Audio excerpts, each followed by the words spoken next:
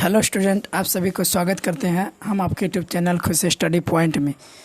आइए इस वीडियो में दो चर वाले रैखिक समीकरण का ऑब्जेक्टिव क्वेश्चन देखने वाले हैं और ये बहुत ही महत्वपूर्ण क्वेश्चन है और इसे आप लोग है जो कि अच्छे तरीक़ा से कवर करेंगे।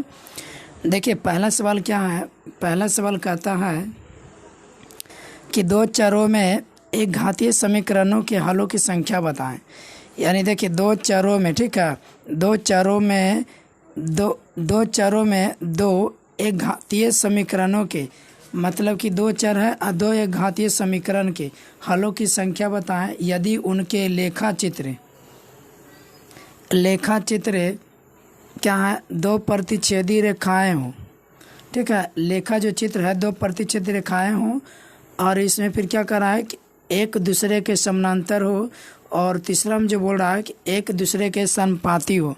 तो देखिए यहाँ पर जो है ना, पहला में आपका जो होगा, अगर बात करें पहली संख्या, देखिए दो प्रतिच्छेदी रेखा है, मतलब जैसे क्या होता है ना, ग्राफ जैसे बनाया तो मान लीजिए इस तरीक़ा से ऐसे खींचा ना और मान लीजिए फिर इस तरह से, तो यहाँ पर ही जो है ना एक क्या हो गया, दो प्रतिच्छेदी रेखाएं हो गया।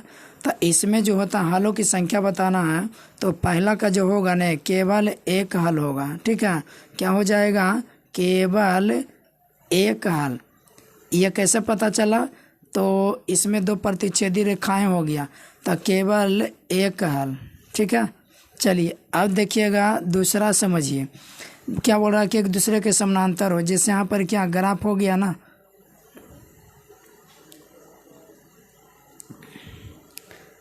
देखिए यहाँ पर क्या हो गया, पहला तो क्या हो गया केवल एक हल। इसमें क्या हो गया, दो प्रतिच्छेदी रेखाएं हो तो हलों की संख्या बताइए, तो इसमें केवल एक हल होगा। अरे जब रेखा क्या होगा, जब प्रतिच्छेद कर जाएगा तो जहाँ देखिए प्रतिच्छेद करता है तो एक हल मिलता है ना, जिसको अद्वितीय हल बोलते हैं। और दूसरा इसका जो आंसर होगा एक दूसरे के समानांतर हो। तो जैसे होता क्या है ना कि जैसे मान लीजिए आप इसको ग्राफ बनाया, इस तरीक़ा से ग्राफ बनाए और मान लीजिए कि इस तरह से समानांतर गया। ठीक है, तो बाबू समानांतर गया तो इसके हलों की संख्या क्या होगा, इसमें तो प्रतिच्छेदी किया भी नहीं, तो इसके स्थिति में क्या बोलिएगा, दूसरा का जो आंसर होगा ना एक दूसरे के समानांतर हो तो इसमें हलों की संख्या जो होती है कोई हल नहीं होती है। समझ गया ना, इसमें जब प्रतिच्छेदी नहीं करेगा तो कोई हल होगा नहीं। अब देखिए तीसरा क्या कहता है कि एक दूसरे के समानुपाती हो। अब जैसे मान लीजिए कि ये ग्राफ है, ठीक, इस तरीक़ा से मैंने बना दिया ग्राफ और समानुपातिक मतलब एक रेखा खींच दी है और एक रेखा और इसी पर खींचा रहा है। ठीक है, तो ये क्या हो गया, समानुपाती हो गया। अब इसमें तो हर एक बिंदुओं पर टच किया हुआ, क्या मतलब यहाँ पर भी है, पूरे सटे सटे तो हो गया रेखा ये, तो इसका तो अनगिनत हल होगा ना। तो तीसरा जो हो जाएगा अनेक हल होगा। ठीक है, तीसरा का क्या होगा, जब रेखा एक दूसरे के समानुपाती रहेगा ना तो इसमें हलों की संख्या बताइएगा क्या, तो इसमें हलों की संख्या बताना होगा आपको अनेक हल। समझ गए, अनेक हल कब होते हैं, जब ग्राफ रेखा बनाइएगा, ग्राफ जब बनाइएगा तो समानुपाती होगा तो वो इसमें एक भी हल नहीं, सॉरी अनंत हल होगा। और जब ग्राफ अगर बनाइएगा और ग्राफ में क्या हुआ, जब उसका लेखा चित्र खींचे ना तो समानांतर चली गई, तब उस स्थिति में बोलिएगा कि इसका जो है कोई हल नहीं होगा, क्योंकि समानांतर चले जाने पर कोई हल नहीं होता। और जब दोनों जो है प्रतिच्छेदी रेखाएं हो, यानी दोनों रेखा क्या हो गया, प्रतिच्छेदी हो गया, तो जब प्रतिच्छेदी होगा ना तो इसमें केवल एक हल होगा। समझ गया, चलिए अब नेक्स्ट बढ़ते हैं अगले क्वेश्चन की ओर। अब देखिए अगला क्वेश्चन क्या कर रहा है, आराम आराम से समझना है, कोई दिक्कत नहीं होगा मेरे दोस्त। ने आप लोग अगर ये स्टेटमेंट जो है एक्सप्लेन अच्छा से किए हैं ना थ्योरी को, तो ये ऑब्जेक्टिव समझना बिल्कुल आसान होता है। देखिए दूसरा में क्या हो गया, हमने ये छाट करके दिए, केवल ऑब्जेक्टिव क्वेश्चन है। ठीक है, ऑब्जेक्टिव के टाइप पर है, सब्जेक्टिव ऑब्जेक्टिव के जैसा पीछे देखो सब्जेक्टिव था तो इसमें लिखना था तो बता दिए। अब देखिए दूसरा नंबर सवाल को देखिएगा, इसमें पहला में क्या बोला गया कि रैखिक समीकरण का प्रत्येक हल उसके निरूपित करने वाली रेखा पर क्या होता, तो उसका जो निरूपित करने वाली प्रत्येक हल जो है उसके निरूपित करने वाली रेखा पर क्या होता है, तो बोलिएगा कि एक बिंदु होता। अरे हल करने वाला, जैसे यहाँ पर क्या हो गया, ग्राफ हो गया।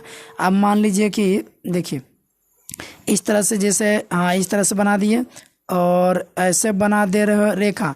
अब इस पर जो इस तरीक़ा से हल करने वाला बिंदु न होता है, कहीं भी निरूपित करिए वाली रेखा पर क्या होता है, प्रत्येक हल के लिए एक बिंदु होता है। ठीक है, चलिए दूसरा सवाल क्या है, रैखिक समीकरण का ग्राफ किस प्रकार का होता है। तो आपको कंप्लीट होना चाहिए। अरे रैखिक समीकरण का अर्थ ही होता है उसका ग्राफ सरल रेखा, ठीक है ना, उसका ग्राफ क्या, सरल रेखा। और अर्थ क्या होता है, तो रैखिक समीकरण का मतलब होता है उसकी अधिकतम घात 1। तो इसमें देखिए सी ऑप्शन दिख रहा है, एक सरल रेखा होगा, समझ गए। अब देखिए तीसरा सवाल देखिएगा, जिस समीकरण युग्म के लेखा चित्र एक दूसरे को एक बिंदु पर प्रतिच्छेद करते हैं। ठीक है, एक बिंदु पर प्रतिच्छेद करते हैं तो समीकरण युग्म को कहते हैं। देखिए ना पर जिस समीकरण युग्म के लेखा चित्र में हो गया बाबू ग्राफ। तो जब ग्राफ जब बनाइएगा एक दूसरे को एक बिंदु पर प्रतिच्छेद करेगा तो क्या हुआ, तो जब प्रतिच्छेद करेगा तो इसमें तो हल होता है। अरे प्रतिच्छेद ही करेगा तभी ना हल होता है। जैसे ये ग्राफ हुआ ना, अब मान लीजिए इस तरह से बना दिए, रेखा जा रहा है, ठीक है, तो इस तरह से फिर मान लीजिए इधर से वो बना दिए, तो यहाँ पर क्या हो गया, प्रतिच्छेदी बिंदु हो गया कि नहीं। तो एक दूसरे को एक बिंदु पर अगर प्रतिच्छेद करत रही तो समीकरण युग्म को कहते हैं। तो समीकरण युग्म को क्या कहते हैं, ये तो हल होता है, इसमें कोई विरोध नहीं होता, तो ये अविरोधी कहलाएगा। क्या कहलाएगा, अविरोधी कहलाएगा, समझ गए। चलिए अब नेक्स्ट क्वेश्चन की ओर बढ़ते हैं। अब देखिए चौथा नंबर सवाल को देखना है। चौथा नंबर सवाल क्या कहता है कि जिस समीकरण युग्म में लेखा चित्र एक दूसरे के समानांतर हो, मतलब कि ग्राफ बनाइए और जब एक दूसरे के समानांतर हो गया, तो जब एक दूसरे के समानांतर चली जाती है तो क्या हुआ, वो तो हल नहीं होता है। तो ऐसे स्थिति में क्या बोलते हैं, विरोध कर दिया। विरोध कर दिया क्या मतलब, हल होने नहीं दिया, तब उसे कहते हैं विरोधी। ठीक है, आप विरोधी उसको कहते हैं जो मतलब रुकावट नहीं करता हल करने में। तो ये तो रुकावट हो गया एक दूसरे के समानांतर, तो समानांतर जब भी रहेगा तो उसका हल ही न होगा। अब देखिए अगला देखिएगा मेरे प्यारे स्टूडेंट, जिस समीकरण 5वां नंबर है, जिस समीकरण युग्म के लेखा चित्र एक दूसरे के समानुपाती हो, यानी जब समीकरण को क्या किए, एक लेखा चित्र बनाए और जब दर्शाए तो एक दूसरे के क्या समानुपाती हो तो उसे कहते हैं। तो जब एक दूसरे के समानुपाती हो जाएगा, समझ रहे हैं ना, जब एक दूसरे के समानुपाती होगा तो वो इस स्थिति में क्या कहे जाते हैं, आश्रित। समझ गए ना, आश्रित का तो पता चल ही गया होगा, मतलब क्या, एक दूसरे के समानुपाती है, मतलब कि पूरा इक्वल, अनेक हल, अनंत हल होता है। ठीक है, अब देखिएगा तीसरा नंबर सवाल, समीकरण 3x + 2y = 11 के लेखा चित्र के लिए निम्न सारणी को पूरा करें। देखिए जो आप लोग लेखा चित्र बनाते थे, ग्राफ बनाते थे, आलेख बनाते थे, वो चीज़ यहाँ पर भरने का हो गया। ये तो बहुत ही अच्छी बात है ना। देखिए इसको भरना कैसे है, आराम से समझिए, बहुत ही अच्छा से भरा जाएगा। ठीक है, चलिए इसको थोड़ा बड़ा कर देते हैं, चलिए अब दिख जाएगा सबसे। आप देखिए यहाँ पर ध्यान देना, यहाँ पर जो बाबू 3x + 2y = 11, यहाँ पर जो है ना x का मान y का मान इस तरह से, किसी में x का मान भर दिए हैं और किसी में y का मान दे दिए। अब अनुमान लगाइए, यहाँ पर देखिए x अक्ष वाले में देखिएगा, x वाले डिब्बा में देखिए तो 1 है, फिर इसके बाद यहाँ पर ही जो है खाली जगह, फिर यहाँ पर 3 दिया हुआ, फिर y में देखिए यहाँ पर खाली है, और फिर क्या दूसरे डिब्बा में 1 दे दिया है और तीसरे में खाली है, यानी जिसमें खाली उसमें ऊपर दिया हुआ, समझे ना। चलिए अब यहाँ पर हल करने के लिए प्रयास करिएगा कि कैसे होगा। अब देखिए x का मान 1 है, बहुत ही ईजी है। x की जगह पर 1 रखिए तो 3 गुना, जैसे यहाँ पर ही क्या कीजिएगा 1 रखिएगा, तो 3 गुना 1 कीजिएगा तो 3 रहेगा। अभी 3 क्या हो जाएगा प्लस में, और इधर 11 के साइड में ले जाइए तो 11 - 3, तो 11 - 3 कीजिएगा बाबू, तो कितना हो जाएगा, जब 11 माइनस में 3 घटाइएगा तो क्या हो जाएगा, 8 होगा ना। और 8 होगा, अब देखिए यहाँ से क्या है 2y है और बराबर में है, तो ये तो 4 से क्या हो गया, कैंसिल हो गया, 2 चौके 8, तो y बराबर क्या हो जाएगा, यहाँ पर आपका जो है 8 हो जाएगा। उसी तरह से आप देखिएगा यहाँ पर क्या हो गया, y का मान 1 दे दिया, तो कोई बात नहीं, 2 गुना 1 हो जाएगा यहाँ पर ही। अगर यहाँ पर 1 हो जाएगा तो 2 गुना 1, अब 11 में से 2 को घटा दीजिएगा यानी 2 प्लस में होगा ना जी, तो 11 - 2 इधर प्लस में, उधर जाने पर माइनस में होगा, तो 11 - 2 जब बचेगा तो कितना, तो 11 में से 2 घटाइएगा तो 9 बचेगा। और ये आपका ऑलरेडी यहाँ पर ही क्या 3x है, तो 3x बराबर 9 हो गया, और यहाँ पर क्या हो गया 3 तिहाई 9, यानी यहाँ पर क्या हो जाएगा x बराबर जो है ना 3 हो जाएगा। ठीक है, x बराबर क्या होगा, x बराबर 3 हो जाएगा, तो यहाँ पर जो है 3 भर आएगा। समझ गया। तो इसी तरह से ध्यान दीजिएगा। अब यहाँ पर क्या हो गया, -3 है। देखिए 2 को भर दिया ना, थोड़ा सा इसको साफ कर देते हैं। फिर से देखिए अभी। अब यहाँ पर क्या भरना है, देखिए यहाँ पर जब x के मान 1 दिए हुए थे तो 11 यहाँ पर किए थे, तो यहाँ पर क्या आपका भराया जी, 8 भराया, भराया ना। और यहाँ पर आपका क्या भराया था, 3 भरा गया। अरे 3 भराया ना, 2 के 1 बाई के मान 1 है, तो 2 गुना 1 तो 2 होगा। 11 में से 2 गया कितना हो गया, 9। और ये 3 गुना में इधर जाके भागा पे 3 तिहाई 9 हो गया ना। अब देखिए तीसरा में और एक भरना है, x का मान -3 है। अब -3 है, x के जगह पर रखिए तो गुना हो जाएगा ना, -3 गुना 3 तो 3 तिया 9 माइनस में होगा। अब ये माइनस में है, अब बराबर को साइड ले जाइएगा ना तो प्लस में हो जाएगा। तो 11 9, तो 11 9 जो होगा ना, 11 और 9 कीजिएगा तो बाबू 20 होगा। और 2 जो है आपको बराबर में इस तरह से है, तो आप काटिएगा तो क्या मिलेगा, 10, यानी बाई बराबर क्या हो गया, 10। यहाँ पर जो नीचे में होगा ये 10 हो जाएगा। समझ गए। तो आपका तीसरा नंबर का एक तो बिल्कुल एकदम इजी था। उसी तरह से आप दूसरा नंबर भी बना लीजिएगा। 3 के जो है 2 नंबर भी बन जाएगा। क्या नहीं बनेगा, देखिए x के मान 0 होता है, 0 का 3 में गुना कीजिए 0 हो जाएगा। अब ये माइनस में 12 उधर लेके चले जाइए तो प्लस में 12 होगा, और 2 से काट दीजिए 6। अरे यहाँ पर तो 6 भरा जाएगा क्या। उसके बाद देखिए बाई का मान 3 है, तो बाई का मान 3 रख दीजिए, तो 3 दूनी 6, और ये -12 उधर लेके चले जाइए तो +12 हो जाएगा। और ये 3 दूनी 6, तो यहाँ पर देखिए 3 दूनी 6, ये प्लस में 6, 12 में से 6 गया तो कितना हो जाएगा, 6 होगा। तो फिर यहाँ पर क्या हो जाएगा, 3 से काटिएगा तो 3 दूनी 6, यानी 2 आंसर होगा ना। उसके बाद जो है अब क्या दिया, x का मान 6 दिया है, ठीक। तो x की जगह पर 6 रखिएगा। अरे यहाँ पर जहाँ जहाँ x है तो 6 तिया 18। अब ये प्लस में उधर जाके क्या हो जाएगा, माइनस में। अरे माइनस में होगा ना, तो माइनस में क्या हो जाएगा, 18। और ये आपको 12 जो है माइनस में उधर जाने पर क्या हो जाएगा, तो उधर जाने पर प्लस हो जाएगा। इधर बचा है आपके पास 2 तो 18 में से 12 घटाइएगा ना तो 6 बचेगा, पर माइनस में बचेगा। और 2 है तो 2 को रहने दीजिए, 2 को इधर ले आइए, तो 2 तिहाई क्या हो जाएगा, 6 माइनस में 3 होगा। यहाँ जो भराएगा क्या होगा, -3। समझ गए। आप डिब्बा को भर लीजिएगा आराम से। चलिए अब नेक्स्ट बढ़ते हैं ऑब्जेक्टिव क्वेश्चन में। अब देखिए चौथा नंबर में क्या बोलता है, समझते चलिएगा।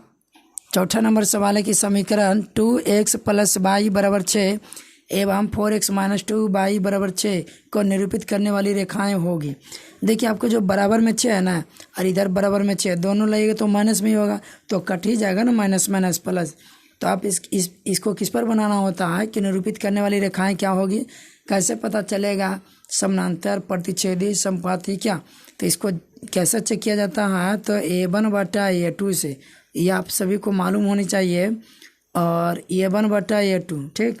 तो यहाँ पर देखिए, यहाँ पर आपको क्या हो जाएगा, 2, और इसमें क्या हो जाएगा 4, तो सॉरी 4 होगा ना, तो 2 दूनी कितना हो गया 4, तो बराबर में जो मान आएगा ना 1/2 हो जाएगा, ठीक है। आप अंदाज़ा लगाइए ना, ऐसा ही पता चल रहा है। जब आप इसमें A1 बटा A2 करिएगा तो 2/4, 2 दूनी 4, A1 बटा A2 का जो मान है ना वो 1/2 आएगा। अब B1 बटा B2, तो देखिए B, तो B में 1 बाई के कुछ नहीं तो कोफिशिएंट क्या हो रहा था 1, और इधर क्या हो गया -2 हो गया ना, तो -2 हो गया। तो यहाँ पर आपका आ गया क्या, -2 आ गया, जो कि क्या है, ये बराबर नहीं है, बराबर नहीं ना। हाँ, तो ये जान रहे हैं कि इस तरीके से बराबर नहीं है, तो ये आपको कंप्लीट हो जाएगा, प्रतिच्छेदी रेखा होगा। कौन सा रेखा होगा, प्रतिच्छेदी रेखा होगा, ठीक है। अब देखिए 4 के दूसरा नंबर, 2x + 3y = 9 एवं 4x + 6y = 8 को निरूपित करने वाली रेखाएं होगी। अब देखिए यहाँ पर क्या है, A1 बटा A2, इससे निकालिएगा तो 2 दूनी 4, इसमें भी 1/2 आ रहा है। तो याद रखिएगा कितना आ गया दोस्तों, 1/2। फिर 3y, इसमें b का पार्ट हो गया, तो B1 बटा B2, तो B1 बटा B2, तो 3 दूनी 6, तो इसमें भी आपका क्या आ रहा है 1/2, तो ये दोनों तभी बराबर हो रहा है।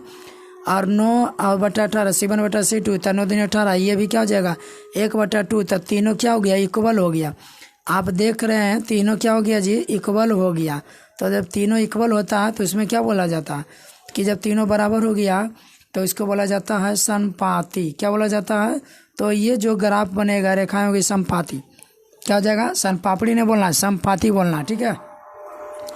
अब देखिए नेक्स्ट क्वेश्चन, तीसरा नंबर क्या कहता है कि 2x -3y -2 बराबर 0 एवं 4x -4y -5 बराबर 0 को निरूपित करने वाली रेखाएं होगी।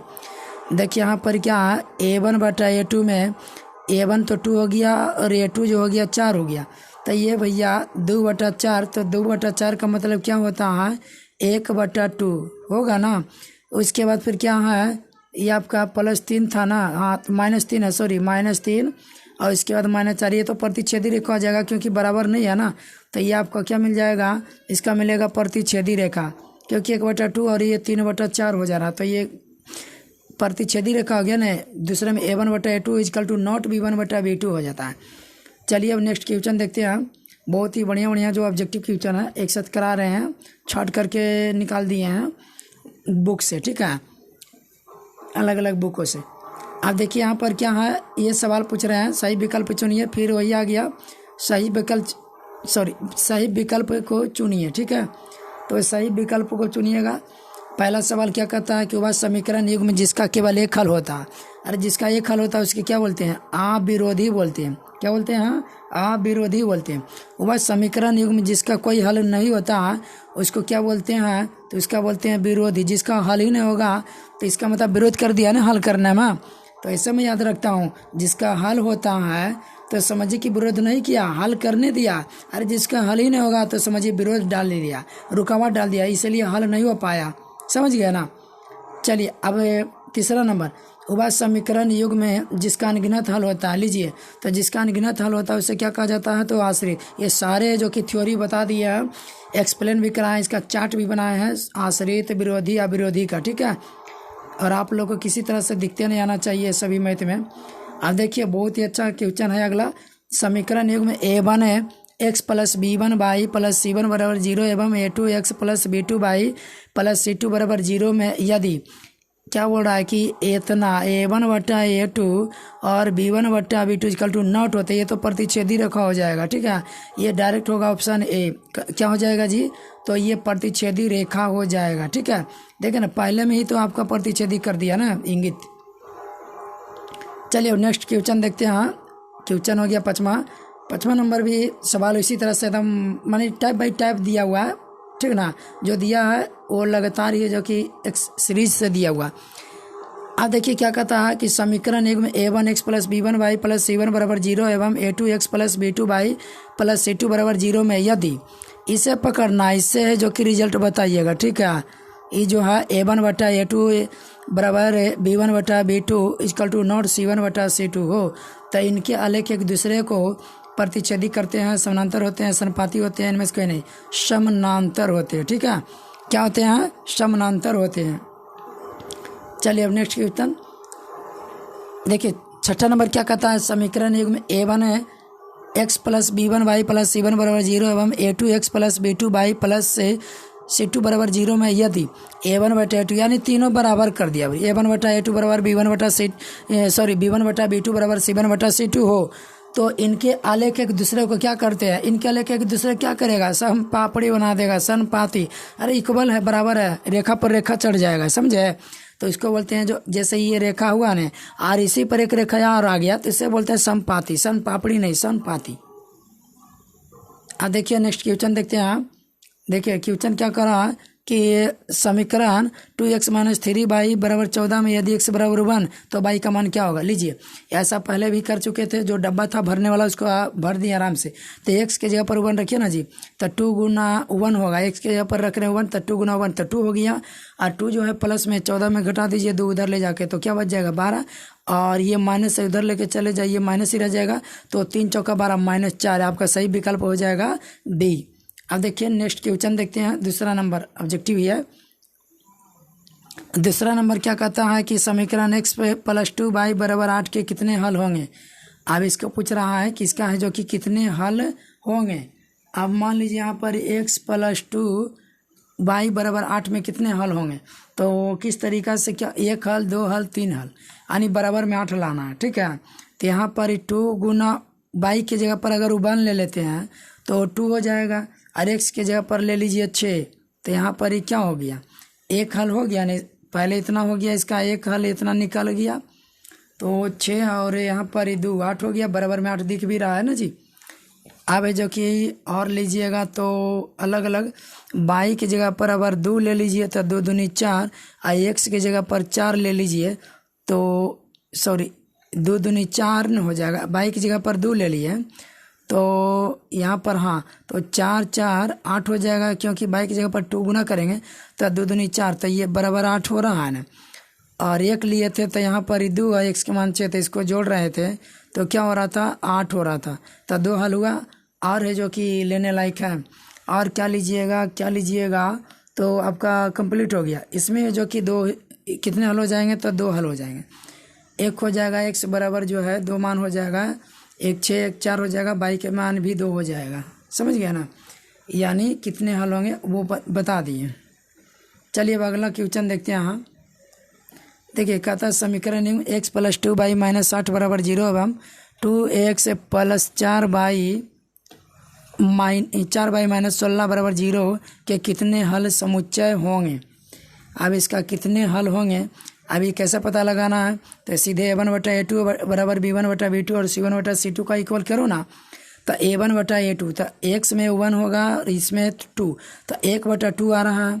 तो देखिए यहाँ पर लिख दे रहे हैं कि 1 बटा 2 हुआ ना, उसके बाद 2 बाई, तो बी वाला पार्ट हो गया, तो 2 दूनी 4, तो यहाँ पर भी तो आ रहा है 1 बटा 2, और माइनस माइनस खत्म, 8 दूनी 16, ये भी तो आ रहा है भैया 1 बटा 2।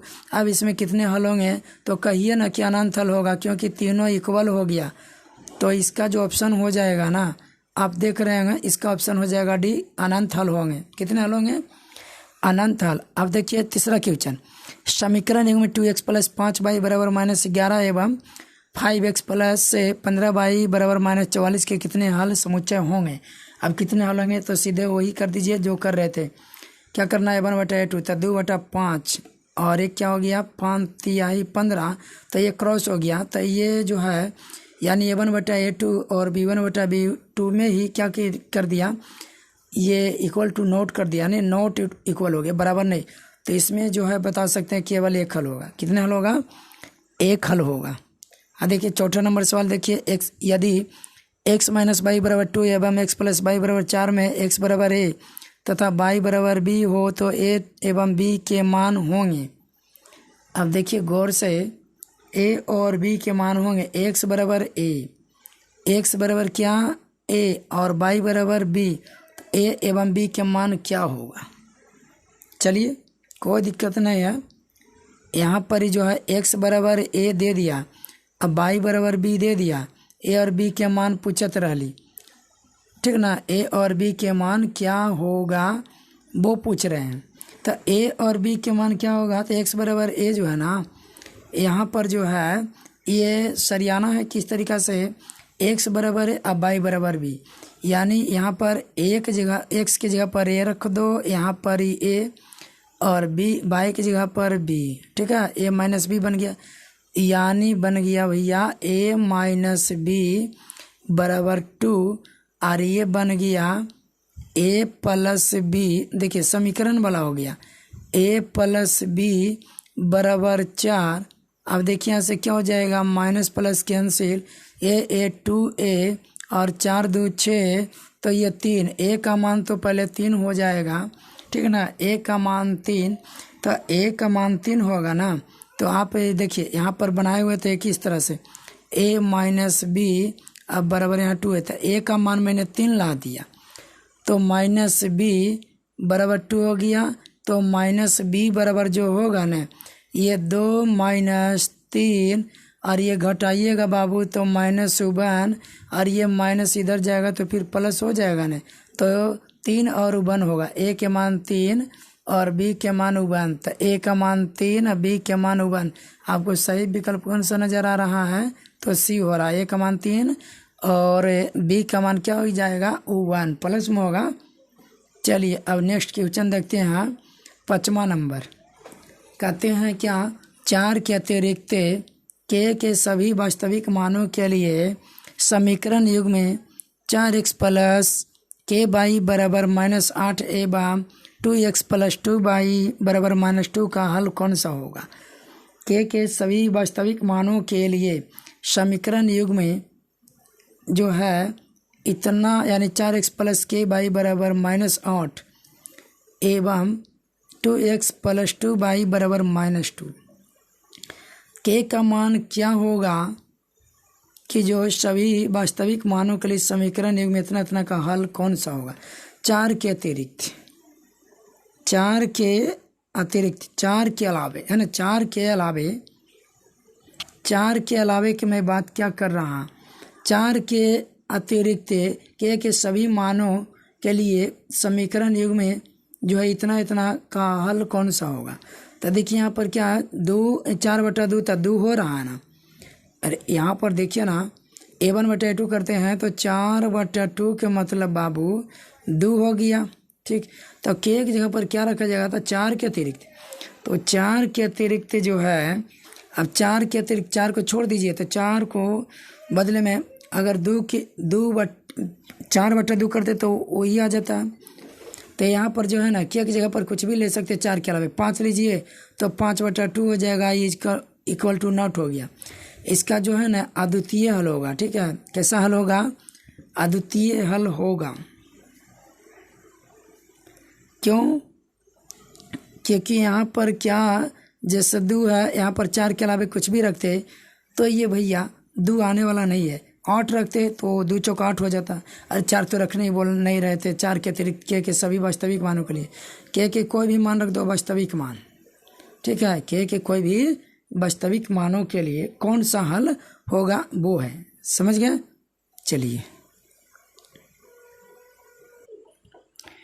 चलिए अब नेक्स्ट क्वेश्चन देखते हैं, तीसरा नंबर का है ना। हम क्वेश्चन को छांट करके निकाले हैं, ठीक ना।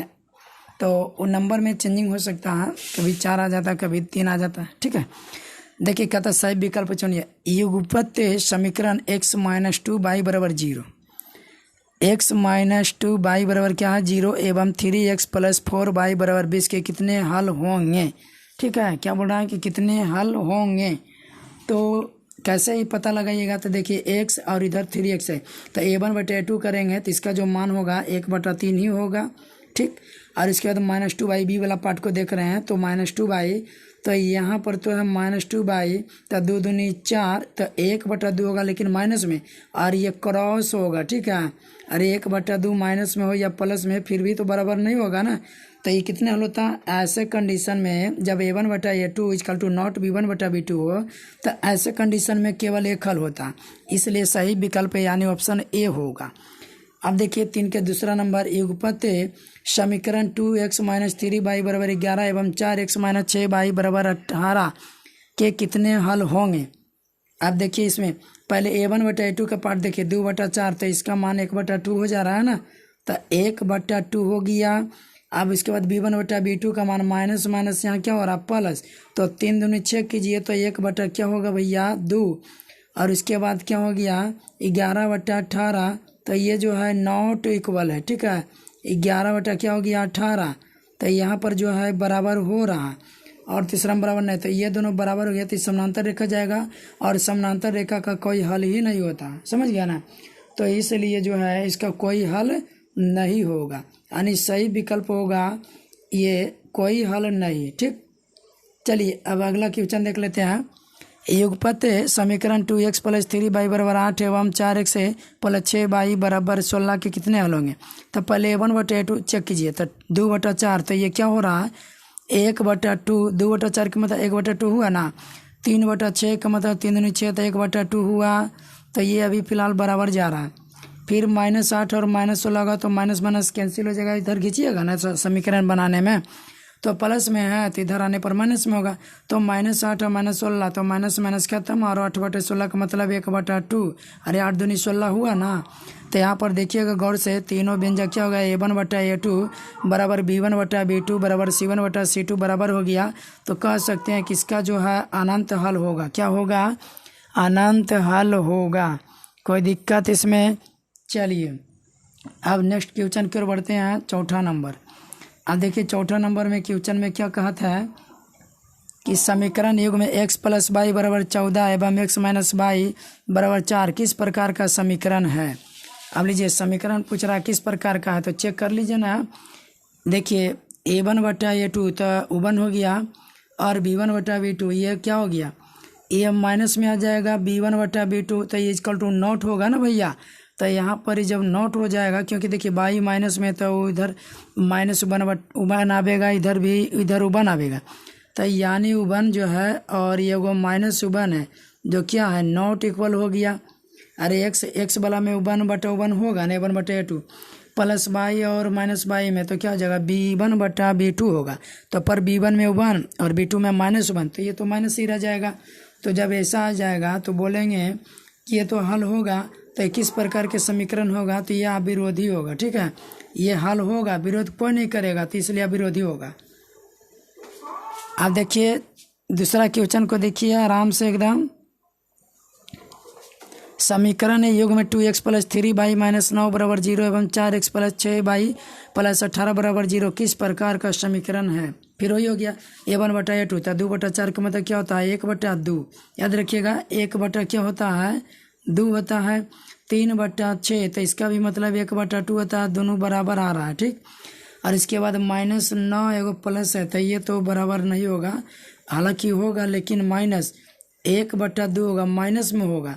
तो ये जो होगा ये तो विरोध कर दिया, हल नहीं होगा।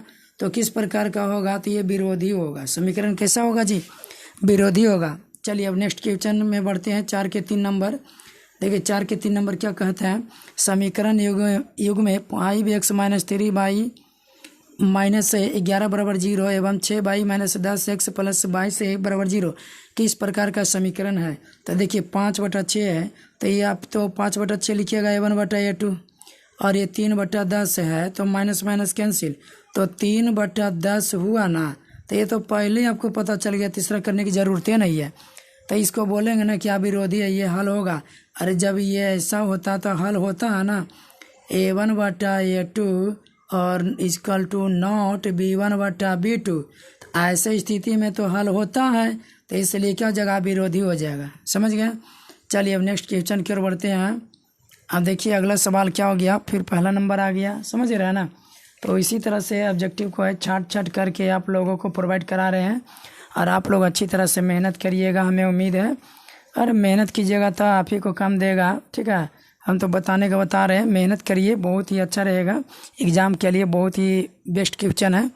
एग्ज़ाम के लिए क्या ये स्टेटमेंट पूरे है जो कि जानकारी रखना होता है। तो यहाँ तक आप लोग कंप्लीट कराएं।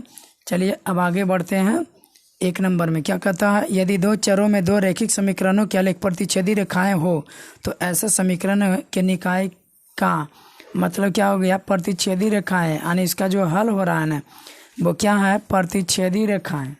ठीक है, तो जब प्रतिच्छेदी रेखाएं हैं तो ऐसे को क्या बोलते हैं, जब रेखा प्रतिच्छेद ग्राफ जिसे खींचता है ना, कहने का मतलब हुआ इस तरीक़ा से ये ग्राफ हो गया और जब ऐसे खींचा प्रतिच्छेदी मानो सपोज डेट बन गया तो अनेक प्रतिच्छेदी रेखाएं होंगे। तो इसमें कितना हल होते हैं, 2 हल, अनेक हल, इनमें से कोई नहीं कि एक हल होता है। ठीक है, चलिए कंप्लीट हो गया ना। अब देखते हैं नेक्स्ट क्वेश्चन की ओर।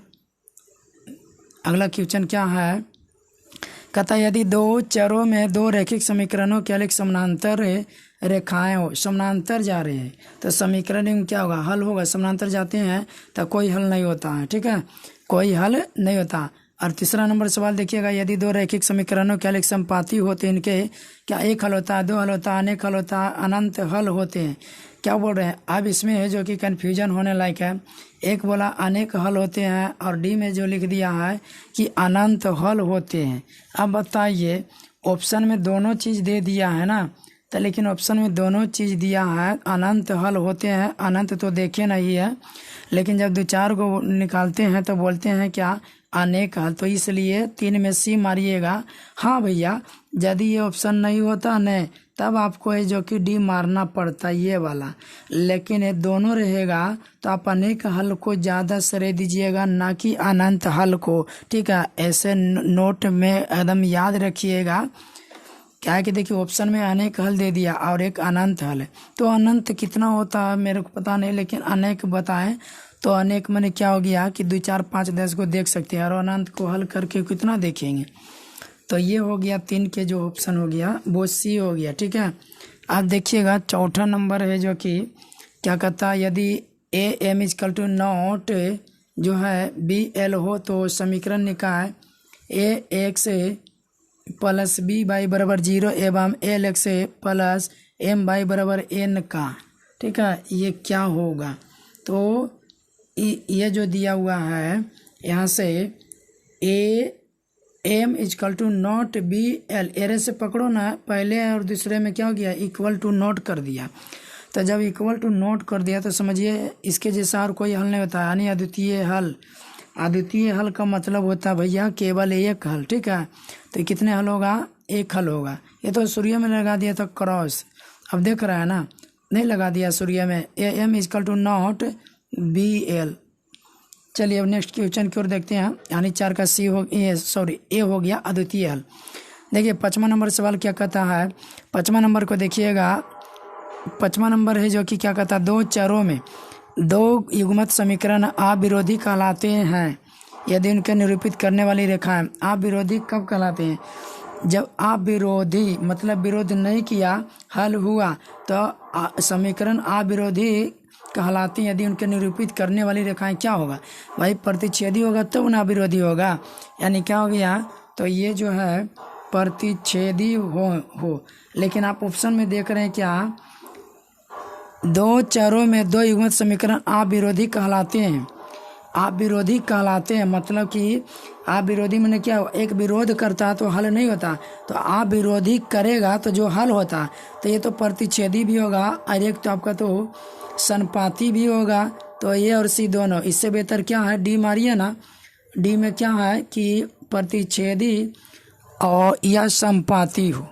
देखिए या तो प्रतिच्छेदी होगा या संपाती होगा, क्योंकि आप विरोध हल किया बाबू, हल किया तो हल किया तो विरोध तो नहीं किया, आप विरोध तो आपका संपाती में भी हल होता है, प्रतिच्छेदी में भी हल होता है, इसलिए मैंने डी ऑप्शन चुन लिया। ठीक, अब देखिए 6ठा नंबर में क्या कहता है, यदि A1 बटा A2 बराबर B1 बटा B2 इजकल टू नॉट 7 बटा C2 हो तो समीकरण निकाय जो है, और ये व्यंजक दिया हुआ है इस तरीका से कि क्या बोलता है ऑप्शन में, कोई हल नहीं होते हैं, अनेक हल होते हैं, अद्वितीय हल होते हैं, इनमें से कोई नहीं। और भैया इस कंडीशन में ऐसे जब रहेगा तो इसका तो कोई हल ही नहीं होगा, क्या हो जाएगा, 6 का जो ऑप्शन होगा ए होगा। ठीक है, चलिए अब 7वां नंबर देखते हैं।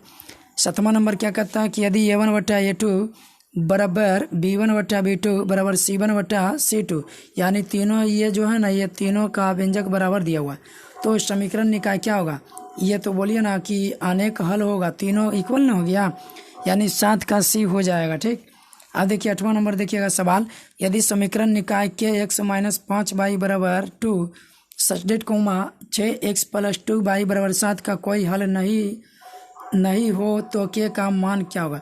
अगर कोई हल नहीं होगा तो के का मान क्या होगा, तो पकड़िए के का मान क्या होगा, कोई हल नहीं हो तो के का मान क्या होगा, समझ गया ना।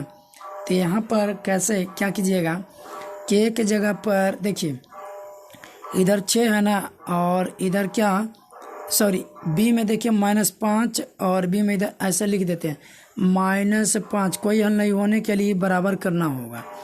क्या करना होगा, क्या बोला है कि कोई हल नहीं हो तो के का मान क्या होगा, ये ना पूछ रहा है।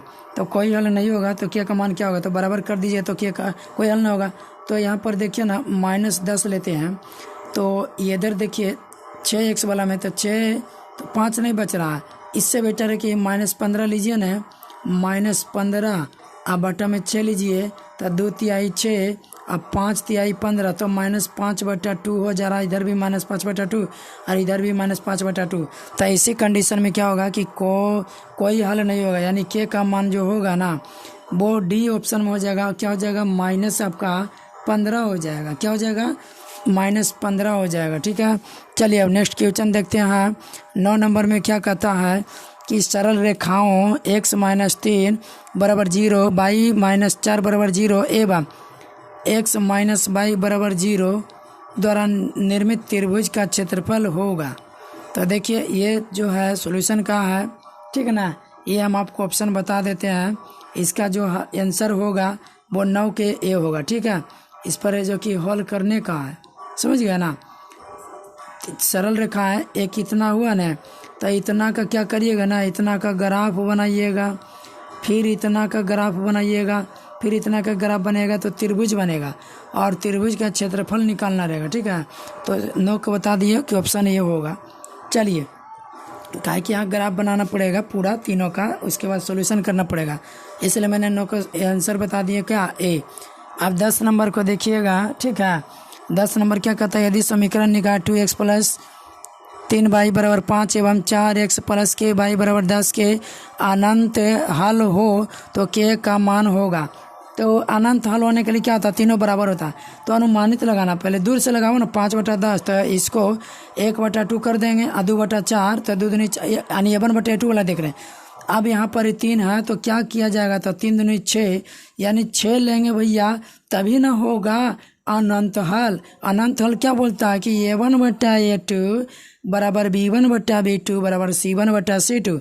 तो भैया 5/10 को 1/2 लिख देंगे, 2/4 को 1/2 लिख देंगे, और 3 और k की जगह पर क्या होगा, तो 1/2 होगा। तो आप जान रहे हैं कि 3 अब बटा में 6 करेंगे तभी होगा, तो इसलिए 6 होगा, यानी 10 के जो होगा b हो जाएगा। चलिए भाई 11 नंबर देखिएगा, के किस मान के लिए समीकरण निकाल 9x प्लस 10y बराबर 0 एवं 2x प्लस 5y बराबर 0 एक शून्यतर हल होगा, ठीक है। एक शून्यतर हल होगा, समझ पाए, एक शून्यतर हल होगा। तो देखिए ये जो ऑप्शन हो जाएगा 11 का आपका, वो 4 हो जाएगा डी, समझ में आ गया। एक शून्यतर हल होगा मतलब कि शून्यतर मैंने सुनना नहीं बाबू, कोई मान होता है तो इसको जब हल करिएगा ना तो एक शून्यतर हल होगा, शून्यतर मैंने सुनना नहीं। तो इसको जब हल करिएगा तो आप इसको देखिए, हल करने का तो बहुत प्रक्रिया है। तो यहाँ पर क्या करिएगा ना, 9x प्लस 10y अब बराबर ये 0 है, और फिर दूसरा समीकरण 2x प्लस 5y, आप इसको हल कीजिएगा ना तो x और y का मान निकलेगा, तो इसमें जो मैच करेगा वही आंसर हो जाएगा, ठीक है। यानी विलोपन विधि जे विधि जानता है उससे तो हल कर लीजिएगा, कोई दिक्कत नहीं होगा भैया, आप हल करके तो देखिए। चलिए अब देखते हैं नेक्स्ट क्वेश्चन 12 नंबर, समझिए इसको एकदम बेहतरीन ढंग से। ये सब बहुत ही अच्छा सवाल है जी, यानी कह सकते हैं ये सब वेरी वेरी इम्पोर्टेंट यानी मोस्ट VVI है, ठीक है। पूरे चैप्टर का एकदम निचोड़ बनाया गया है।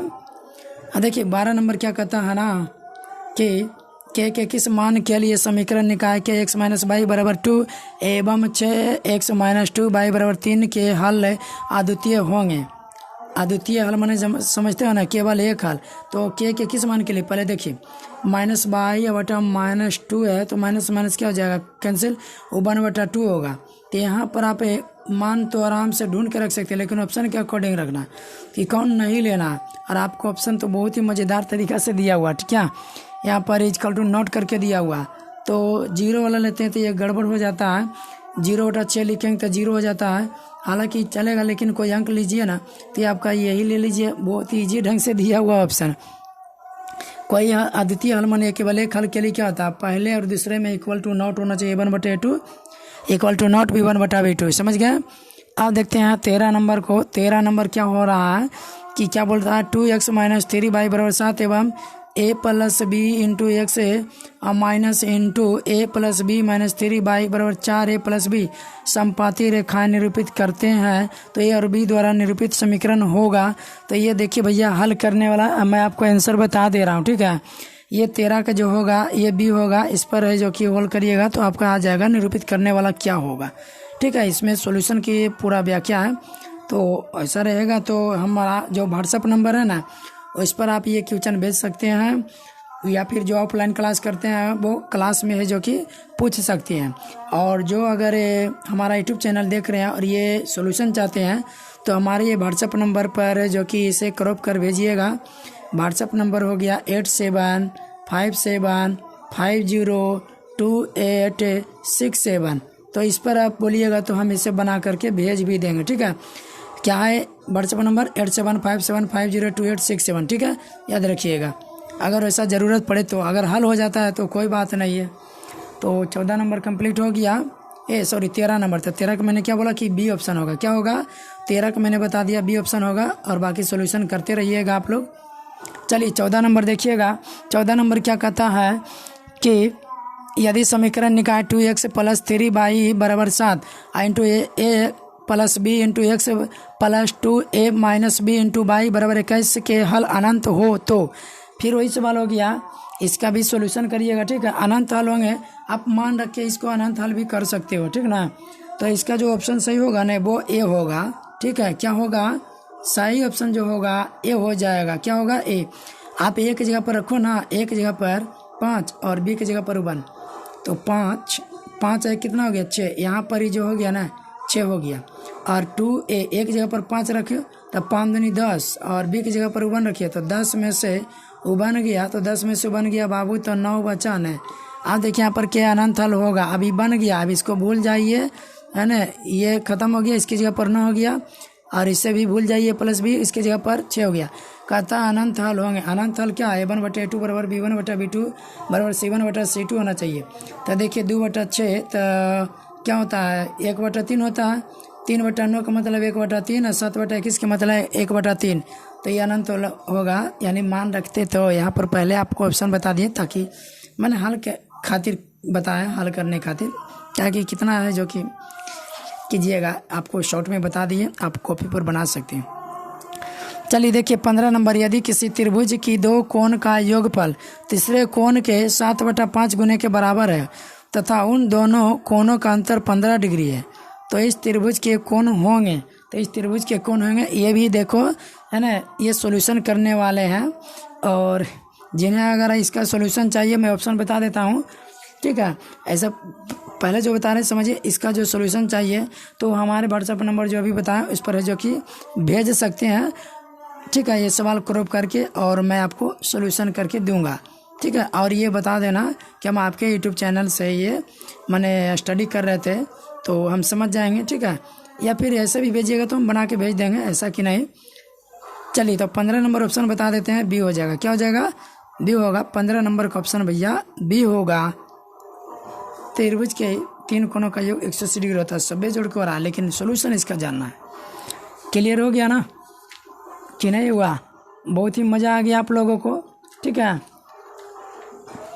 ये 2 चर वाले क्या था? रैखिक समीकरण का युग्म का स्पेशल ये ऑब्जेक्टिव सीरीज क्वेश्चन था, और इसे आप लोग जो कि बनाइएगा। ठीक है, तो इसी के साथ जो है अब ये वीडियो समाप्त होता है। ठीक है, अब मिलते हैं दोस्तों नेक्स्ट वीडियो में। ठीक है, तब तक के लिए थैंक यू, धन्यवाद। और आप लोग पढ़ते रहिए, मेहनत करते रहिए, और आप लोग पढ़ाई के साथ साथ खुश रहिए, तंदुरुस्त रहिए। ठीक है, चलो फिर मिलते हैं नेक्स्ट वीडियो में।